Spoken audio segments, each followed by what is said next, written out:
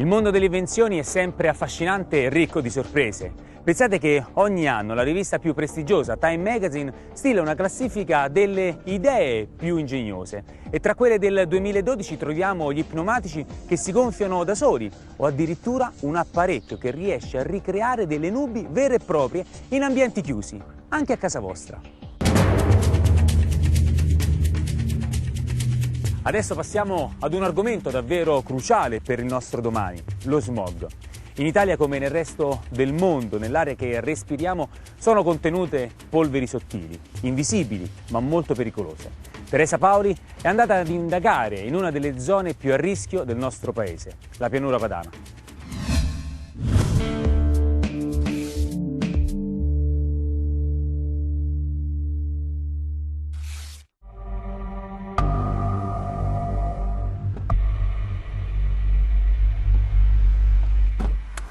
Tutte le mattine milioni di italiani fanno questo gesto.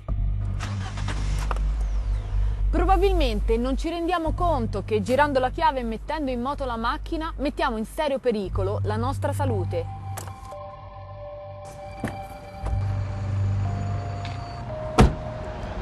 I gas di scarico sono infatti una delle principali cause dell'inquinamento atmosferico, un problema che riguarda tutta l'Italia, ma che è particolarmente grave qui, nella pianura padana.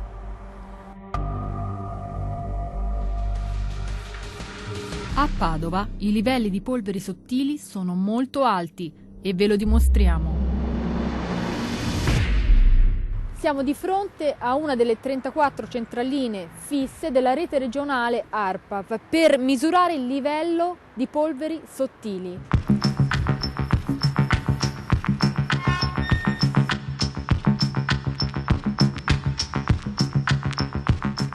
Ecco come funziona la centralina. Cos'è questo? Questa è la testa del campionatore di polveri sottili PM10. Tutte le polveri con diametro medio inferiore ai 10 micron arrivano al campionatore. Capito? Vengono filtrate solo le polveri più piccole, quelle che più facilmente entrano nell'organismo, le più pericolose. Riassumendo, questo tubo è collegato alla testa di campionamento che abbiamo visto sopra. Certo. Poi qui abbiamo dei filtri, vengono posti qua dentro, un filtro nuovo, e da qui riprendiamo un filtro dopo 24 ore in cui si è depositata la polvere sottile. Certo. Dopodiché c'è un raggio beta che misura In base alla sua attenuazione, misura la concentrazione di polveri campionata nelle 24 ore. Ok. Questo è nero perché c'è la polvere. Questo è nero perché c'è parecchia polvere. Quindi che misurazione abbiamo oggi? Oggi siamo poco fortunati, nel senso che abbiamo una misura che supera il limite di legge, che è 50 microgrammi metro cubo. Abbiamo ottenuto 56 microgrammi metro cubo. Siamo per 6 microgrammi superiore al di sopra del limite di legge. A Padova succede spesso. La legge consente 35 sforamenti all'anno e solo nel 2012 qui ce ne sono stati 91. Tutte le città della zona sforano i limiti di legge imposti dall'Unione Europea. Uno dei motivi, ma come vedremo non l'unico, ha a che fare con la conformazione del territorio. Ce lo racconta il dottor Marco Monai. Ci sono, direi, 3 ragioni. Primo fattore: i venti alle medie latitudini, vuol dire tra i 30 e 60 gradi nord o sud, sono in prevalenza da ovest. Se noi abbiamo una barriera come l'abbiamo nelle Alpi, è chiaro che questi venti non riescono a spazzar via gli inquinanti. Seconda ragione? Seconda ragione: la pianura padana ha dei rilievi non solo a ovest, ma anche a nord e anche a sud, cioè praticamente circondata dalle montagne. Durante l'inverno si crea come un lago di aria fredda e questo genera un'inversione termica, e l'inversione termica è una trappola per gli inquinanti. Quindi le polveri sottili non riescono ad andare in alto e rimangono schiacciate in basso tra noi. Assolutamente sì. Terzo fattore: purtroppo proprio l'inverno è la stagione meno piovosa nel nord Italia. Quindi quando avremmo più bisogno dell'azione dilavante della pioggia, questa accade meno. Quindi la pioggia è positiva perché lava. Esattamente. La pianura padana è come una stanza chiusa dove tutto quel che c'è ristagna. Pensate che nel 1978 Pietro Diacono, un tramviere milanese, provò a trovare una soluzione estrema al problema, di fronte ad un Enzo Tortora visibilmente esterrefatto. Io propongo di aprire una finestra in Val Padana. C'è un solo punto dove aprire la finestra. Qui, sul passo del Turchino. Che cosa intende per spianare il passo del Turchino? Abbassarlo sino al livello del mare. Senza tutte quelle curve. Mi perdoni se insisto, c'è forse un pizzico, ma ci abita della gente, credo. Sì? Abita. L'idea di Diacono di spianare il passo del Turchino per aprire una finestra sulla pianura e far così entrare l'aria è assurda, ma rende bene il senso del problema. E dunque in questa regione dove il ricambio d'aria è nullo, l'unico modo per liberarsi dallo smog è ridurre le emissioni inquinanti. Il traffico, il riscaldamento degli edifici, gli inquinanti delle industrie sono tutti fattori che chi governa ha il potere di condizionare, o almeno dovrebbe averlo. Maria Grazia fa parte dell'Associazione per i diritti degli utenti e dei consumatori e si è rivolta più volte alla Procura per denunciare la mancanza di piani antinquinamento adeguati. Voi andate a vedere qui all'Arcella dove siamo, noi dal 2006 la gente di questo quartiere respira biossido di azoto oltre i limiti sanitari dal 2006, polveri sottili dal 2005 sistematicamente. Quindi vuol dire che le azioni che dovrebbe fare il sindaco, che dovrebbero fare i sindaci, che dovrebbe fare le province, perché le province non hanno mai approvato i piani di azione dei sindaci. Ma non è un problema troppo grosso per i singoli comuni? Sì, è un problema molto grosso, ma se non si affronta sistematicamente come impone la legge, non verrà mai risolto. E per la legge infranta, la Commissione europea ha già multato il nostro paese. Adesso noi abbiamo una multa, noi paghiamo in termini di salute, ore di lavoro perse, costi enormi di farmacie, ricoveri ospedalieri e poi paghiamo anche perché i costi della multa che ci viene data dalla Comunità Europea cadono sui bilanci della Regione Veneto. I costi enormi dell'inquinamento li paghiamo tutti, dice in sostanza Maria Grazia, e i piani antismog per adesso sono inefficaci. Sentiamo il sindaco di Padova. Ci siamo mossi nella direzione di cose possibili, dopodiché le polveri sottili hanno una fonte, sono emesse prevalentemente da veicoli che circolano. E la riduzione dei veicoli si può fare offrendo dei percorsi e dei mezzi alternativi. Non è che posso ridurre i veicoli semplicemente dicendo alla gente di non andare a lavorare. E perché non si creano percorsi alternativi? Allora, in parte li abbiamo fatti, per esempio piste ciclabili, le ho già detto del tram, e in parte non siamo in grado di farlo perché non abbiamo sufficienti risorse.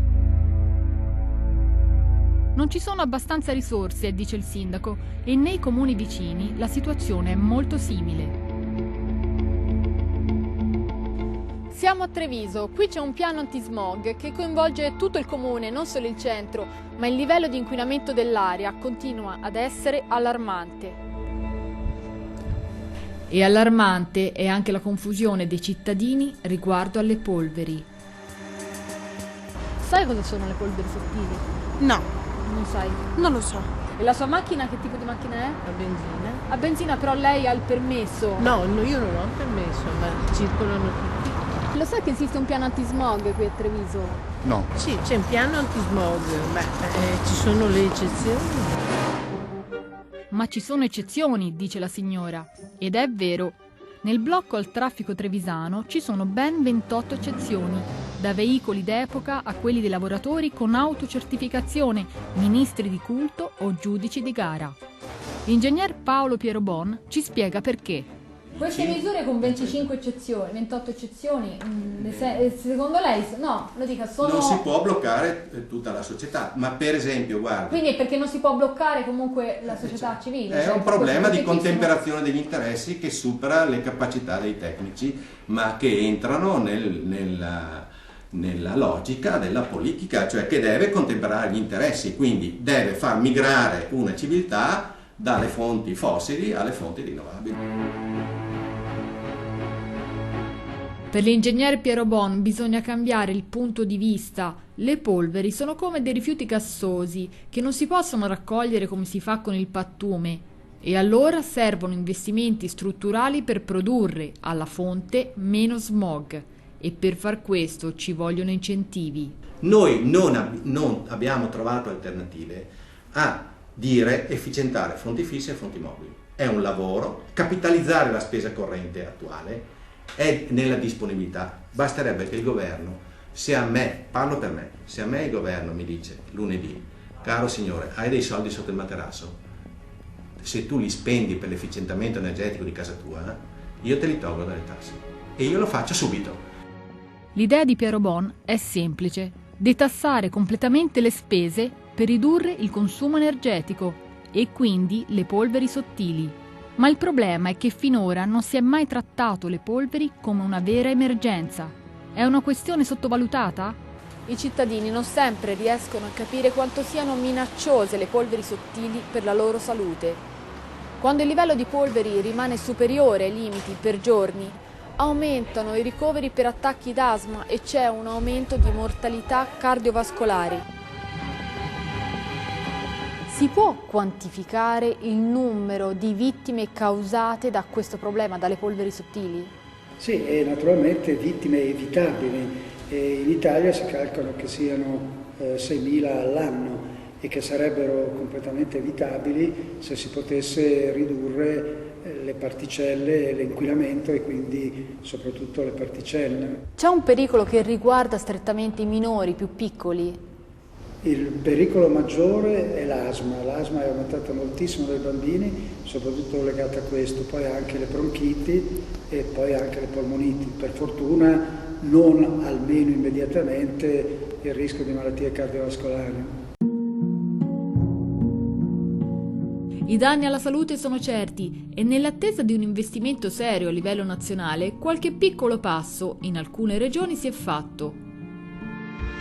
Anche in Emilia-Romagna il livello di polveri è molto elevato, ma è attivo dal 2003 un piano anti-inquinamento che riguarda tutta la regione e in 10 anni le polveri sono diminuite del 25%.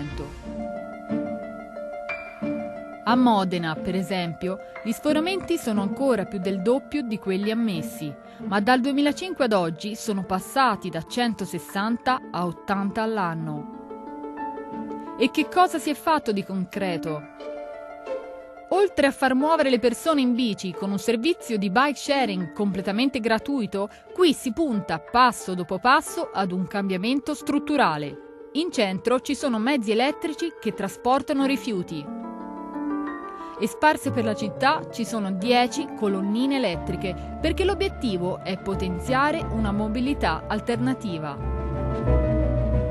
E infine il Comune di Modena ha patrocinato un servizio di consegna merci piuttosto atipico, i Bike Messengers. Per pochi euro i Bike Messengers consegnano a domicilio la spesa dei clienti, rigorosamente in bicicletta. Ci è venuta questa idea. Nel momento in cui abbiamo visto che la città era già abbastanza intasata di traffico di motori, motorini, e ci siamo resi conto da ciclisti che riuscivamo a percorrere delle distanze in città molto più rapidamente in bici che quando invece utilizzavamo la macchina o qualche altro mezzo motore. Quindi da lì ne guadagnate in velocità e anche in salute. In salute. Nel senso, ormai sì, siamo abbastanza in forma. E in più non inquinate. E non inquiniamo, che fondamentalmente è la cosa più importante, specie in un centro storico come quello di Modena, che se anche fosse un po' meno grigio, un po' meno nero, il monumento sarebbe meglio. Idee apparentemente piccole per un problema schiacciante e di difficile risoluzione non sono inutili, servono a creare una cultura diversa, come a dire: e se domani decidessimo di avere più rispetto delle nostre città e della nostra salute, allora non saremo colti impreparati.